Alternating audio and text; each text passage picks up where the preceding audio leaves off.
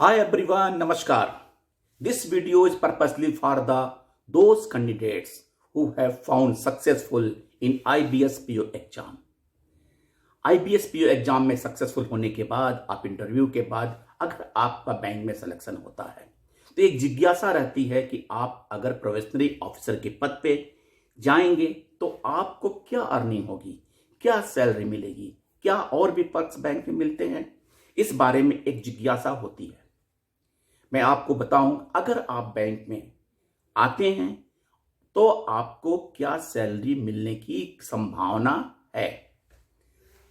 इस समय बैंकों में 11 बाइपार्टाइट सेटलमेंट लागू है और 12th बाइपार्टाइट सेटलमेंट नवंबर 22 से लागू होने वाला है, लेकिन ये लागू तब होगा जब सेटलमेंट फाइनल हो जाएगा। वो 1 साल में भी हो सकता है, 2 साल में, 3 साल में, और जब भी होगा तो आपको इस डेट से एरियर मिलेगा।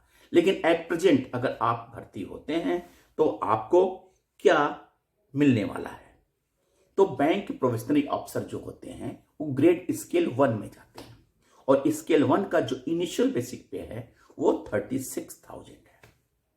यानी कि आपकी भर्ती जो इनिशियल बेसिक पे होगी वो 36,000 होगी। अब आपके सैलरी का जो दो पोर्शन होता है, एक अर्निंग पोर्शन, दूसरा डिडक्शंस। तो अर्निंग पोर्शन में बेसिक पे आपको 36,000 मिलेगा। अब इसके बाद आता है लर्निंग अलाउंस। ये लर्निंग अलाउंस 600 रुपीज फिक्स है। इस पर डीए यानी कि डियरनेस अलाउंस भी अप्लीकेबल है और आपको डीए मिलेगा एट द रेट ऑफ 38.92%। ये डीए जनवरी माह तक लागू होगा, फरवरी से फिर रिवाइज होगा जब नया सीपीआई डिक्लेयर होगा। तो उसके हिसाब से आपको लर्निंग अलाउंस 233.52 पैसा हो गया। अब आपको स्पेशल अलाउंस मिलता है, special allowance at the rate of 16.4%। और 16.4% के हिसाब से अगर बेसिक पे 36,000 पे कैलकुलेट करें तो ये 5,904 रुपीज होगा। और इस पे आपको स्पेशल अलाउंस यानी कि डीए भी अप्लीकेबल है। और इस अमाउंट पे अगर आप डीए देखेंगे एट द रेट ऑफ 38.92% तो 2,297 रुपये 83 पैसा। ठीक। अब आपको सीसीए मिलता है। सीसीए 1,400, जहां पे मैंने ये एरिया के हिसाब से होता है, 2 टाइप का होता है, 1,400 and 1,150 and depends upon the posting of area. वो आपके क्लासिफिकेशन में मिलेगा कि आपकी पोस्टिंग किस एरिया में हुई है, उसके हिसाब से क्लासिफिकेशन होता है। फिर इसके बाद आपको डियरनेस अलाउंस मिलेगा, वो 14,011 रुपये 20 पैसे आपके बेसिक पे 38.92%। और टोटल आप इस हिसाब से आपकी सैलरी बनती है 60,446 रुपये 55 पैसे। अब यहां पे 2 बातें हैं। यहां मैंने एचआरए कैलकुलेट नहीं किया है। क्यों? कि एचआरए का रेट आपको 9%, 8%, 7% हाउस रेंट अलाउंस। लेकिन अगर बैंक के द्वारा आपको रेंट प्रोवाइड किया जाएगा, एकोमोडेशन प्रोवाइड किया जाएगा, तो ये आपको एचआरए नहीं मिलता है, बल्कि इसके लिव में आपसे 0.50% ऑफ योर इनिशियल बेसिक पे आपका डिडक्शन होता है। एक चीज। दूसरी चीज कि अगर आपको सीसी बड़े एरिया में आपका पोस्टिंग नहीं है, आपको सीसी अगर नहीं मिलता है, तो आपको लोकेशनल अलाउंस मिलता है 700 रुपीज, जहां पे सीसीए नहीं अप्लीकेबल है। फिर एक बात और होता है कि डिडक्शंस में आपको एनपीएस के तरफ आपको कंट्रीब्यूशन देना पड़ता है। वो एनपीएस का कंट्रीब्यूशन आपको 10% plus DA of the basic पे का देना होता है। अब इस हिसाब से आपने देखा कि आपका ग्रास सैलरी 60,446 रुपये 55 पैसा बनता है। राइट।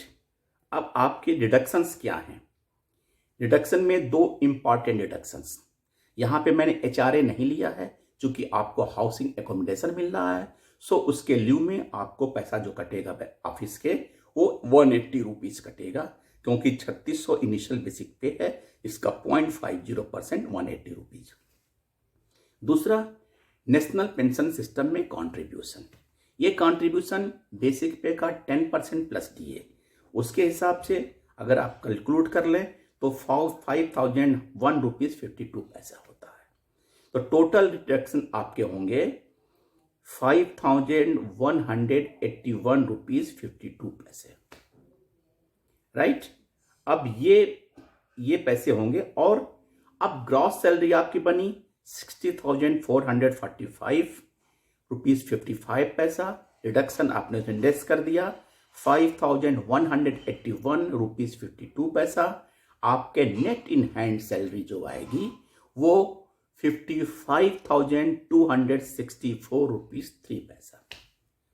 अब यहाँ पे केवल हाउस रेंट के बारे में डिफरेंसेस हैं या CCA के बारे में डिफरेंसेस हैं, लेकिन एक जो आपकी पोस्टिंग अगर एक अच्छे एरिया 1 में होती है तो आपको ये सैलरी मिलेगी। अब यहाँ पे कुछ बातें ये हैं कि आपको पर्क्स में एडिशनली क्या मिलता है। जैसे कि हाउस रेंट अकोमोडेशन आपको मिल गया, वो हर बैंक के अलग अलग रूल होते हैं। उस बैंक में स्केल 2, 3, 4 के हिसाब से कैटेगराइज होता है कि किस सेंटर पे आपको कितना रेजिडेंशियल एकोमोडेशन का अमाउंट अलाउड है। दूसरा, फर्नीचर्स मिलते हैं। फर्नीचर्स के लिए भी ये डिसाइड है कि हर बैंक में किसके हिसाब से होता है, और अगर उसका रिडक्शन होता है तो कुछ परसेंटेज आपके सैलरी से डिडक्ट किए जाते हैं।